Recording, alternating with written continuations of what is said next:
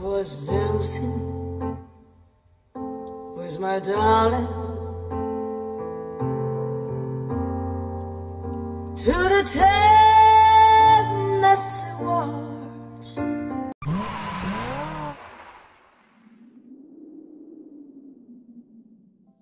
안녕하세요. 소리를 만드는 사람들 카사운드 메이커입니다.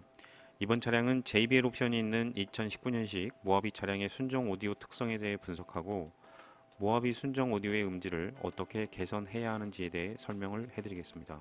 모하비 차량이 출시된 지 오래되었지만 2016년식부터 내외부 디자인이 살짝 바뀐 더 뉴 모하비가 나오면서 오디오 쪽은 오히려 다운그레이드가 되었습니다.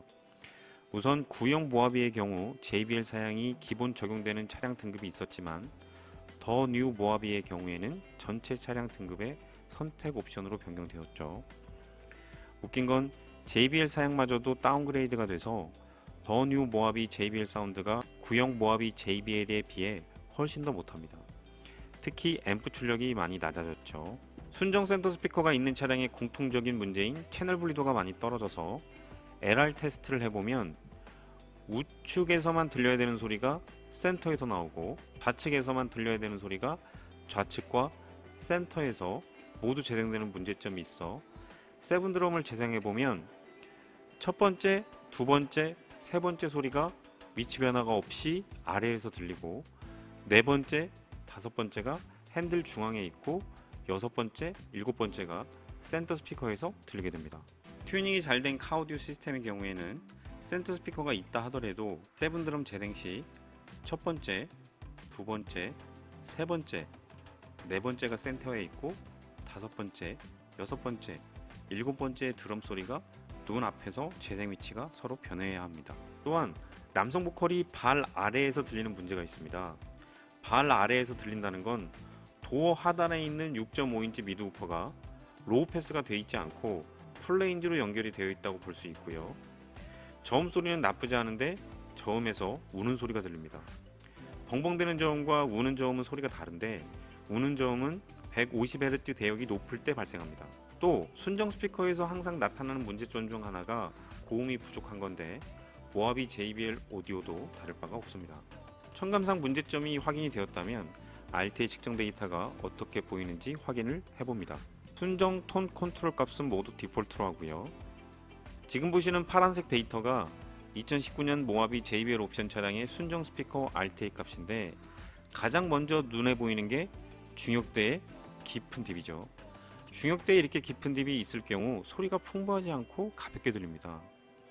우는 듯한 저음의 원인이 되었던 150Hz 대역의 저음이 너무 크죠. 깔끔한 저음을 원한다면 이 대역을 낮춰줘야 하는데 이 대역을 낮출 수 있는 방법은 DSP 프로세서 말고는 답이 없습니다. 중고역대의 피크와 딥도 보이지만 5kHz에서 7kHz의 고음이 낮은데 이 대역은 선명도에 큰 영향을 주는 주파수로 기준선 대비 절대로 낮아서는 안됩니다. 해당역을 좌우하는 11kHz 이상의 고음도 낮은 걸로 보이고요. 2019년식 더 뉴 모하비 JBL 옵션 순정 오디오가 어떻게 구성되어 있는지 볼까요? 총 10개의 스피커를 6개의 채널 앰프로 구동하고 있는데 프론트와 리어 스피커는 풀 멀티가 아닌 싱글 와이어링으로 구성되어 있습니다. 싱글 와이어링이란 얘기는 배선 한 개로 트위터와 미드 우퍼를 동시에 구동하고 있다는 얘기죠. 싱글 와이어링은 저가 시스템에서 사용하는 방식으로 미드 우퍼의 역 기전력이 트위터 재생에 영향을 미치며 위상을 조정할 수 없는 문제점이 있습니다. 고급 시스템이라면 스피커 한 개당 원 채널씩 멀티 와이어링으로 패시브 없이 풀 멀티로 구성되어 있어야 합니다. 싱글 와이어링의 또 다른 문제점은 미드 우퍼의 풀 레인지 주파수로 입력되어 도어 하단에 있는 6.5인치 미드 우퍼에 보컬 소리가 재생되는 점입니다. 트위터의 청취각 또한 운전석 기준으로 맞지가 않고 트위터에 연결되어 있는 컨덴서가 너무 낮은 값으로 되어 있어 고음 소리가 거의 들리지 않고 대부분의 소리가 발 아래에 있는 미드 우퍼에서 재생이 되게 됩니다. 센터에는 4인치 미드레인지가 설치되어 있는데 대부분의 차량에서와 마찬가지로 하이 패스만 되어 있기 때문에 채널 분리도가 떨어지는 단점이 있습니다. 일반적으로 서브우퍼 출력을 높이기 위해서 듀얼 보이스 코일을 사용하는데 모하비 JBL 옵션은 싱글 보이스 코일을 사용해서 출력이 낮은 문제점도 있습니다. 지금까지 2019년 모하비 JBL 옵션 사양의 시스템을 분석하고 문제점에 대해 설명을 드렸는데 이들 문제점을 어떻게 개선할지를 알아보도록 하죠. 우선 리어 스피커는 순정 상태 그대로 사용할 거고 프론트 스피커 5개를 교체하고 서브우퍼는 가성비 좋은 DD-LE M08로 교체할 겁니다. 다음 순정 앰프에서 프론트 출력과 서브 출력을 매치 업7에서 입력받아 신호 처리한 후에 프론트에 있는 5개의 스피커에 패시브 없이 바이 와이어링 방식으로 풀 멀티로 구동을 할 겁니다. 싱글 보이스 코일이었던 순정 우퍼 대신 출력을 높이기 위해 듀얼 보이스 코일인 DD-LE N08 우퍼는 2채널이 필요하기 때문에 총 7채널이 필요하게 되겠죠.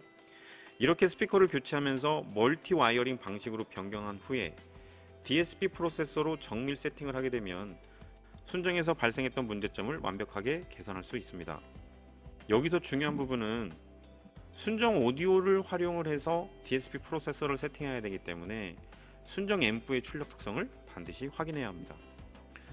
지금 보시는 그래프가 2019년 모하비 JBL 옵션 순정 오디오의 출력 특성인데 미드우퍼와 트위터는 앞에서 설명한 바와 같이 싱글 와이어링으로 풀레인지 신호로 출력되고 있는데 좋은 시스템이라면 미드우퍼는 밴드패스, 트위터는 하이패스로 앰프에서 풀멀티로 주파수가 커팅돼서 스피커로 출력되어야 합니다. 또한 순정 스피커의 출력 특성에 맞게 많은 부분에서 이퀄라이징이 되어 있는데 DSP 프로세서 세팅 시 이퀄라이징이 되어 있는 주파수를 반드시 알아야 합니다. 서브우퍼는 이 미드우퍼와 중첩되는 주파수가 많은데 보통 이렇게 하는 이유는 서브우퍼의 출력이 낮아 저음을 직통시킬 때 많이 사용하는 방법입니다. 물론 위상만 맞다면 문제될 건 없습니다. 다만 미드우퍼에서 재생하지 못하는 저음의 주파수가 입력되기 때문에 저음이 지저분해질 수는 있습니다. 프론트 쪽 스피커는 이태리 헤르츠 제품으로 교체했습니다. 밀레 레전드 시리즈인데 MLK165.3를 프론트 스피커로 사용하고 MP70.3를 센터 스피커로 사용했습니다. 레전드 이름에서 알 수 있듯이 가성비가 매우 좋은 제품입니다. 미드우퍼의 경우에 동급 제품에 비해 FS 값이 낮아 좀 더 깊은 저음을 재생할 수 있는 장점이 있으며 트위터 또한 FS 값이 900Hz로 매우 낮아 많은 주파수를 입력할 수 있기 때문에 도어 하단에 있는 미드우퍼에서 재생하는 주파수를 이 상단에 있는 트위터에서 재생시킬 수가 있어서 많은 소리를 대시보드 위로 끌어올릴 수 있습니다. 7채널 프로세서 내장 앰프인 매치 업7을 통해 각각의 스피커의 성능에 맞게 주파수를 커팅해서 정보를 전달하기 때문에 기본 제공되는 패시브는 필요가 없겠죠. 가끔 패시브 역할에 대해 궁금하시는 분들이 있는데 패시브는 스피커의 성능에 맞게 주파수를 커팅해주는 역할을 하게 됩니다. 패시브는 아주 중요한 부품으로 커팅 주파수에 따라 필터의 종류에 따라 필터의 차수에 따라 완전히 소리가 달라지게 됩니다. 다만 패시브에 적용되는 콘덴서, 코일, 저항 부품의 품질에 따라 소리가 달라지게 되며 각각의 스피커 소리 크기를 조정할 수가 없고 가장 큰 문제인 위상을 조정할 수가 없는 문제점이 있습니다. DSP 프로세서에는 패시브의 기본 기능이 있기 때문에 풀 멀티 구성을 할 경우에는 패시브는 당연히 필요가 없겠죠. 추가적으로 URC3를 설치하게 되면 세팅 값을 2개로 저장할 수 있어 음악 장르에 따라 볼륨에 따라 달라지는 세팅 값을 불러올 수가 있고 서브우퍼 소리 크기를 마음대로 조정할 수 있게 됩니다. DD-LE N08은 포트 타입으로 제작된 서브우퍼로 2옴 8인치 듀얼 보이스 코일로 되어 있어서 작은 박스 크기임에도 충분한 저음을 들을 수 있는 가성비 높은 제품입니다. 도어에 있는 기존 순정 케이블을 모두 제거하고 방진 작업을 해준 후 다시 순정 케이블을 원상복귀시키면 나중에 발생할지 모를 도어 내부 수리에 문제가 없게 할 수 있습니다. 항상 강조하지만 아대의 높이는 반드시 순정 스피커 높이와 동일해야 하고요. 스피커 테두리에 방음 스포츠를 붙이면 트림의 원형 링에 완전 밀착시킬 수 있어서 지저분한 저음 발생을 줄일 수가 있습니다. 순정 센터 스피커를 탈거한 후에 헤르츠 MP70.3 미드레인지를 설치를 했고요. 트위터는 챔버를 사용하여 청취각을 맞춘 후에 대시보드 상단에 고정을 해줬습니다.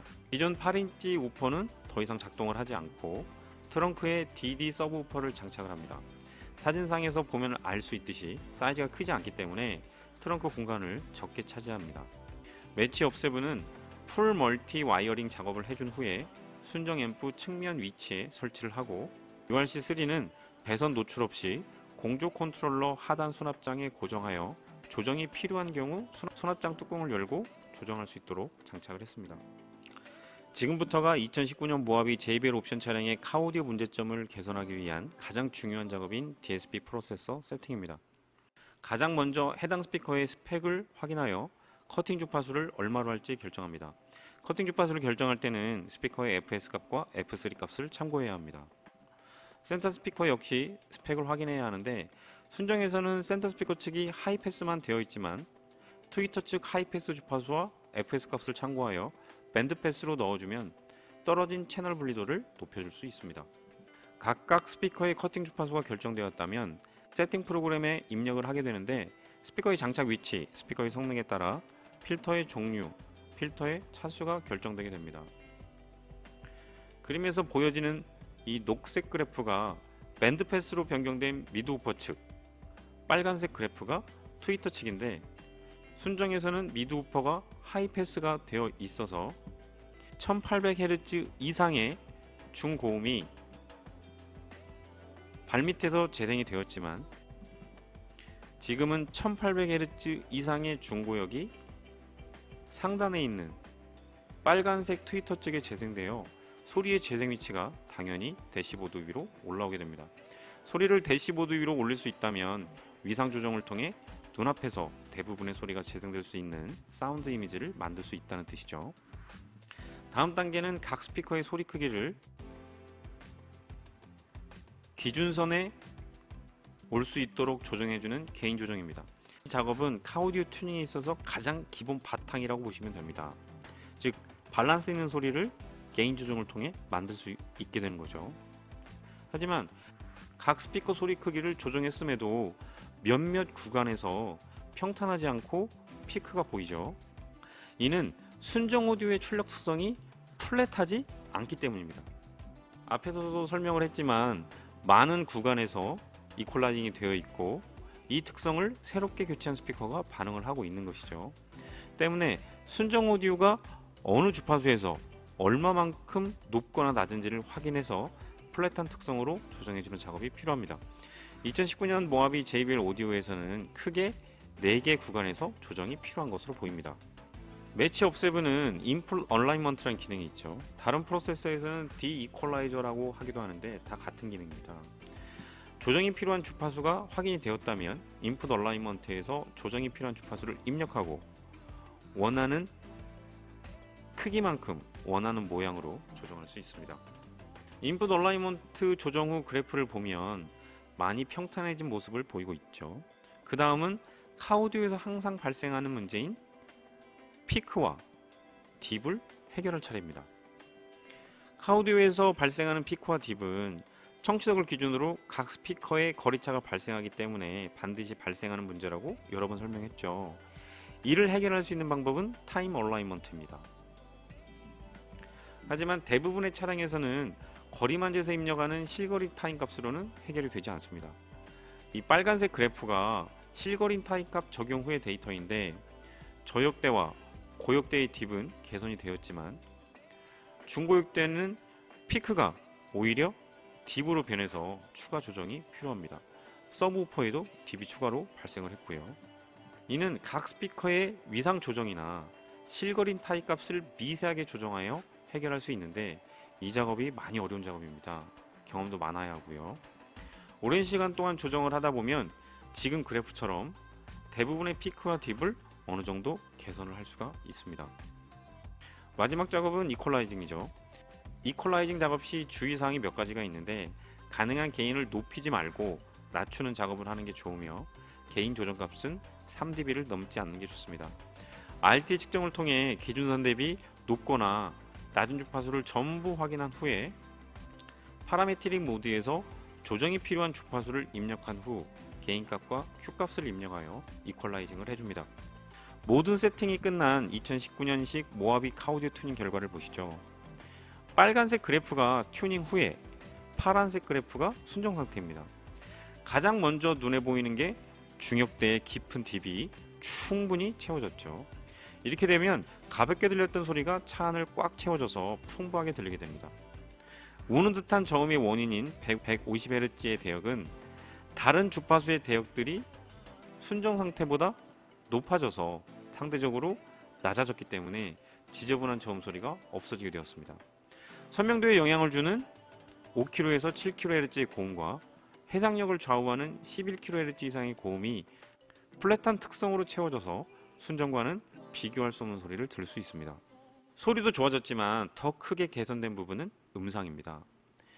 발 아래에서 들렸던 보컬 소리뿐만 아니라 저음을 포함한 대부분의 소리가 차량 센터 상단에 들리도록 사운드 이미지를 만들었고, 센터 스피커 주파수를 밴드 패스로 변경한 후에 매치 업세븐의 리얼 센터 기능으로 좌측에서만 들려야 되는 소리가 좌측에서만 들리게 되고 우측에서만 들려야 되는 소리가 우측에서만 들리게 돼서 채널 불도 또한 향상되었습니다.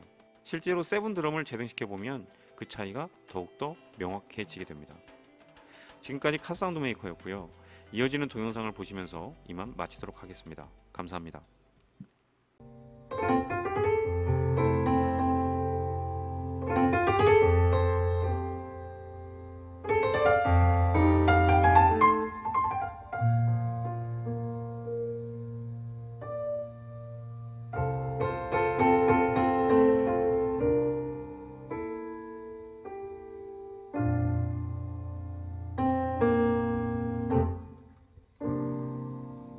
I was dancing with my darling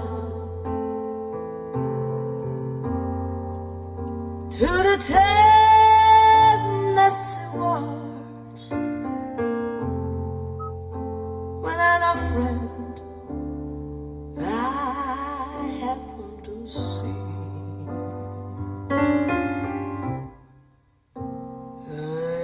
introduced her to my loved one, and one day while dancing, my friend stole my sweetheart from me.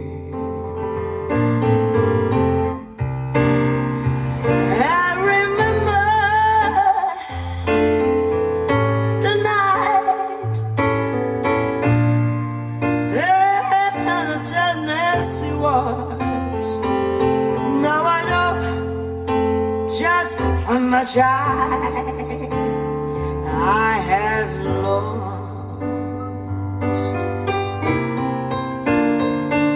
Yes, I lost my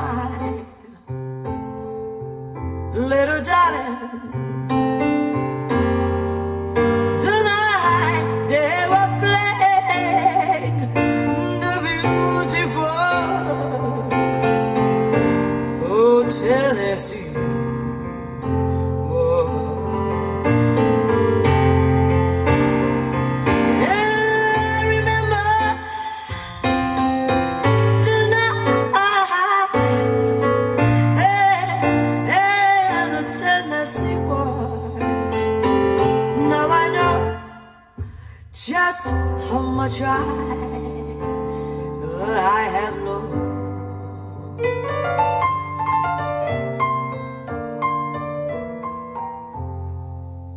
Yes, I lost my little daddy that night they were playing the beautiful